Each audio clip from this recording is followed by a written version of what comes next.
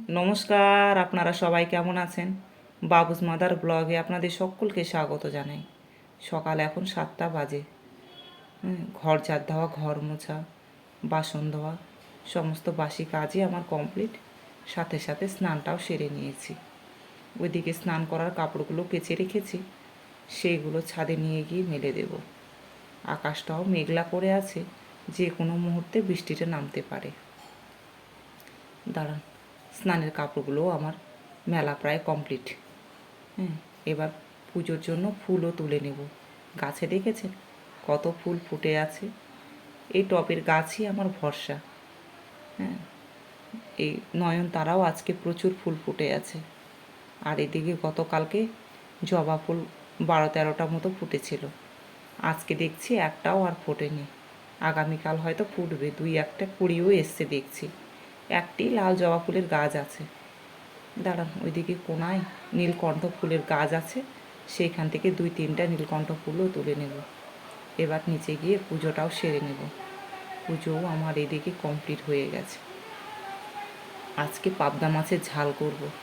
নুন হলুদ দিয়ে মেখে নেব আগে পাবদা মাছটাকে। আর এইদিকে দুধ কড়াই বসিয়েছি। রান্নার না হলে দেরি হয়ে যাবে। দাঁড়ান, 2 কড়াইয়ে তেল দিয়ে নিয়ে আগে। তারপরে এই কড়াইয়ে আলু পটলের একটি তরকারি করব। পটলটা আগে ভেজে নেব।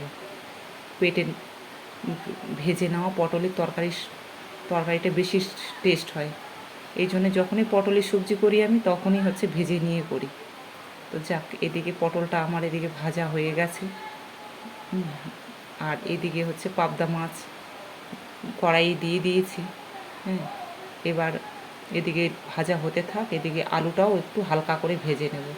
এদিকে মিঞ্জিবাবুই সবজি কেটেছে, এসে দেখছি অনেক পেঁয়াজ কেটে রেখেছে। তো এই কাটা পেঁয়াজ এখন যদি রেখে দিই তাহলে তো গন্ধ হয়ে যাবে। সেই জন্যেই সমস্ত পেঁয়াজ এই সবজির মধ্যেই দিয়ে দিয়েছি। নুন দিয়ে একটু হলুদ দিয়ে নাড়াচাড়া করে নেব। আলুটাও এদিকে হতে থাক। 2 দিকে কড়াই বসিয়েছি, তো এদিকে একবার নাড়ানাড়ি করতে হচ্ছে, একবার ওইদিকে নাড়ানাড়ি করতে হচ্ছে।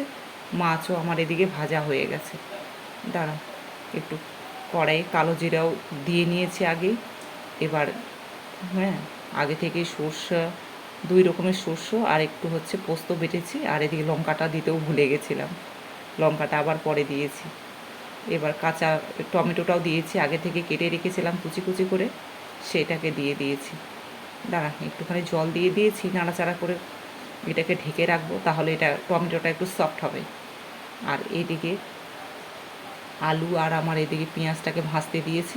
সেটার মধ্যে একটুখানি ওই বেটে রেখেছিলাম ওই লঙ্কা 2টো আর আদা জিরে বেটেছিলাম, সেগুলো দিয়ে দিয়েছি।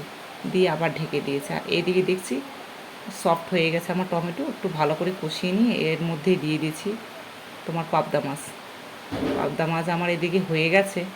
এবার নামিয়ে নিচ্ছি, কমপ্লিট আমার পাবদা মাছ। আর এদিকে আমার পটলও আমার এদিকে কষানো, আর সবজিটাও কষানো আমার একদিকে হয়ে এসছে। একটু জল দিলাম, ফুটে এলেই আমার এই পটলের সবজি কমপ্লিট হয়ে যাবে। ব্লগটি তাহলে আমার আজকে এই পর্যন্তই। দেখা হবে পরের ব্লগে। সুস্থ থাকবেন, সাবধানে থাকবেন। ভালো লাগলে একটা লাইক